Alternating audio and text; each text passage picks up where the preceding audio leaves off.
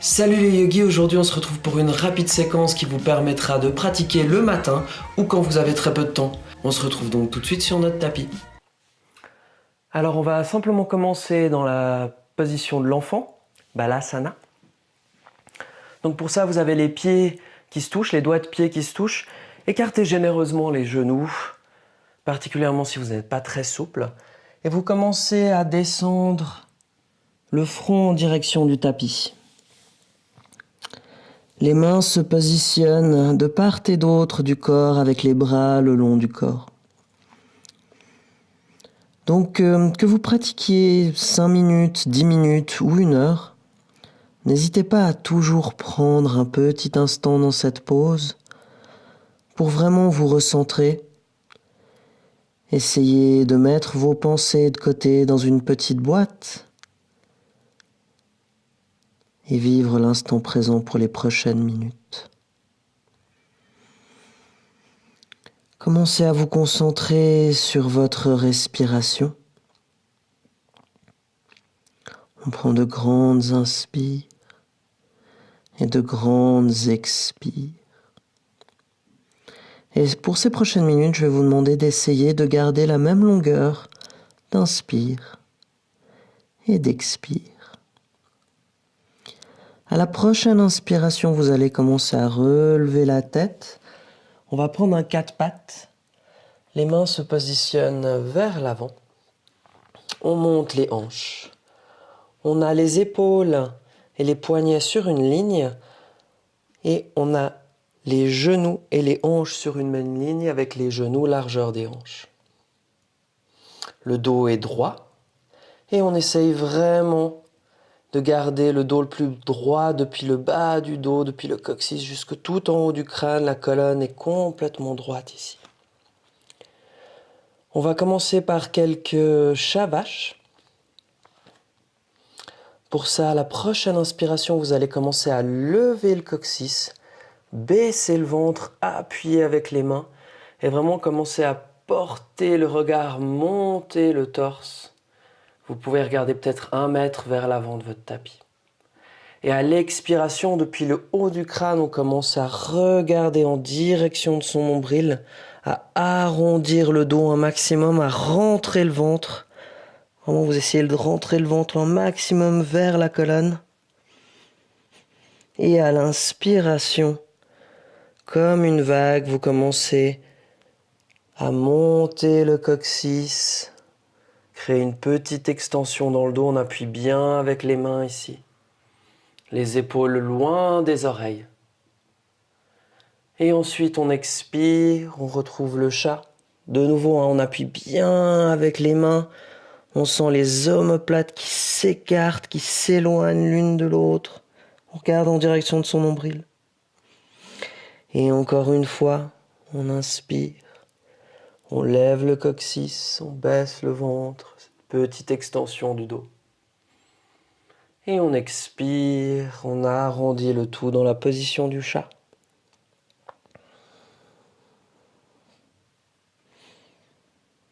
Prochaine inspiration. Vous retrouvez un dos neutre, un dos plat. Et on va venir prendre une petite torsion ici. Alors, avec votre main gauche, vous allez la passer sous le bras droit, sous l'aisselle droit, et commencer à apporter votre oreille gauche en direction du tapis. Essayez de garder les hanches sur une même ligne avec les genoux ici. Et maintenant, vous pouvez plus ou moins guider l'intensité de cette pose.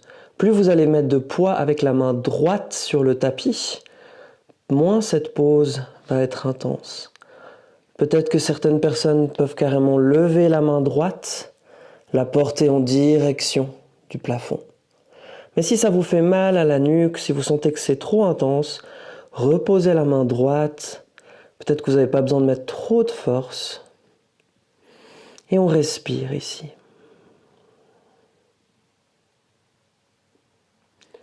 À la prochaine inspiration, vous mettez beaucoup de poids avec la main droite pour pouvoir remonter dans le 4 pattes. On prend juste un instant ici pour neutraliser la pose. Et à la prochaine expiration, cette fois-ci, la main droite passe en dessous du bras gauche, en dessous de l'aisselle gauche. Et on descend l'oreille droite en direction du tapis. À nouveau, vous pouvez varier l'intensité de la pose ici. Si à tout moment votre nuque vous fait mal, n'hésitez pas à reposer la main gauche, à appuyer bien avec la main gauche ou carrément sortir de la pose. C'est une légère torsion, on ne devrait pas sentir trop d'inconfort dans cette pose. Et à nouveau, trouvez de la place dans les inspirations. Et sentez que lors des expirations, votre corps part dans une torsion.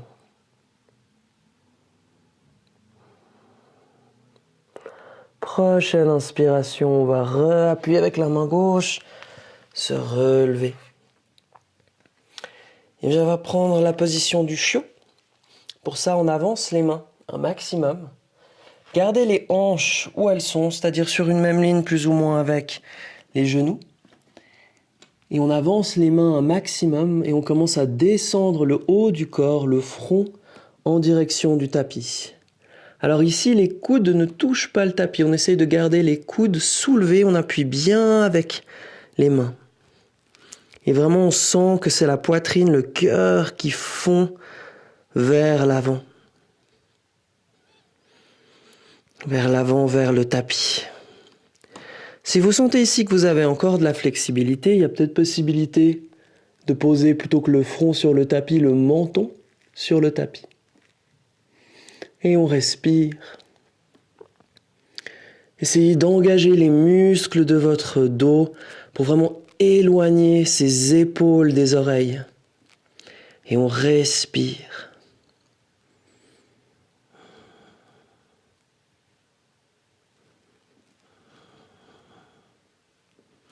Prochaine inspiration.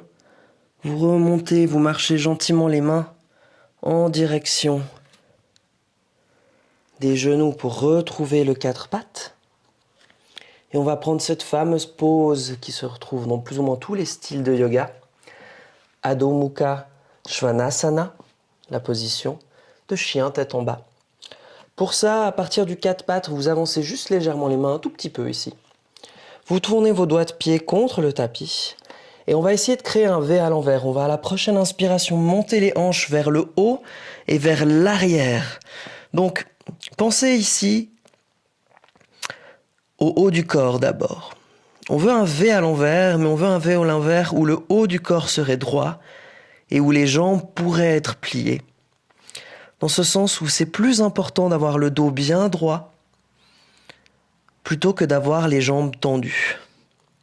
Donc vous voyez ici, je plie légèrement les genoux, particulièrement le matin, on est un petit peu moins souple. Donc pliez généreusement les genoux. Mais appuyez très fort avec les mains. Plus vous appuierez fort avec les mains, surtout vers l'intérieur des mains, vers la partie charnue entre le pouce et l'index, plus vous allez trouver de la force pour utiliser les muscles de votre dos, éloigner les épaules des oreilles et vraiment tirer ce dos, trouver vraiment une belle ligne droite ici. Une fois que vous avez ça, vous pouvez commencer à jouer avec les jambes. Peut-être commencer à plier le genou droit, tendre la jambe gauche, puis l'inverse, c'est ce qu'on appelle marcher le chien. Et vous verrez qu'avec le temps, vous allez de plus en plus pouvoir tendre les jambes et fondre les talons vers le tapis, vers le sol. Mais en attendant, si on n'arrive qu'à avoir un dos droit et des jambes pliées un maximum, c'est pas grave, on reste ici et on respire. Si vous n'avez pas l'habitude, évidemment, c'est une pause qui n'est pas si reposante que ça, qui travaille pas mal les muscles de vos bras. Si vous êtes arrivé à la limite, vous pouvez toujours plier les genoux, toucher les genoux sur le tapis et reprendre la position du chiot. Pour les gens qui ont encore un petit peu de force, on reste ici encore un instant. Prenez une grande inspire Essayez de tendre les jambes un max à la prochaine expire. Et on défait la posture en pliant les genoux. Pieds ensemble, genoux ensemble. Et on remonte. Restez où vous êtes. On va rester sur les talons pour le reste du cours. Alors évidemment, si rester dans cette position n'est pas très confortable, vous pouvez toujours trouver un tailleur ou vous asseoir sur une brique, sur un bouquin pour surélever un tout petit peu votre assise. On va ouvrir un petit peu les épaules, les détendre. Pour ça, on va prendre nos doigts, on va les entrelacer en bas du dos, à la base du sacrum, donc vers le coccyx. Appuyez bien les paumes l'une contre l'autre un maximum avant d'essayer d'ouvrir les épaules vers l'arrière, vers le bas et de porter votre poitrine vers le haut. Vraiment ici, on essaye de descendre les épaules, de les reculer, mais votre cœur, votre poitrine, votre regard part vers le plafond ou vers le ciel si vous êtes dehors. Et on respire ici. Des grandes inspirations et des grandes expirations. Si vous remarquez peut-être que vos paumes ne sont plus l'une contre l'autre, essayez de resserrer les paumes ensemble. Peut-être que vos coudes sont légèrement pliés. Pour les gens qui ont les coudes pliés, vous vous amusez à essayer de les tendre de plus en plus sans vous faire mal. Une dernière grande inspire. Et à l'expire, vous défaites la pose, défaites les mains. On va venir prendre les armes en Garudasana. Les armes. C'est bien. Arm, vous voyez le petit franglais que j'ai fait. On va prendre les bras en Garudasana. On vient apporter ses bras parallèles au sol, paume vers le sol. Et venez placer le bras gauche en dessous du bras droit. Puis ensuite, pliez les coudes ensemble et essayez d'entrelacer les avant-bras ensemble. On essaye ensuite de mettre les paumes l'une contre l'autre. Alors, paumes l'une contre l'autre, c'est rarement accessible pour les gens. Il y a des gens qui attrapent les poings l'un contre l'autre, qui attrapent les poignets. Et peut-être que ce n'est pas du tout accessible pour vous. Si c'est le cas, vous pouvez de nouveau baisser le bras gauche en dessous du droit et puis après attraper les épaules opposées et faire en sorte que vos coudes soient sur une même ligne.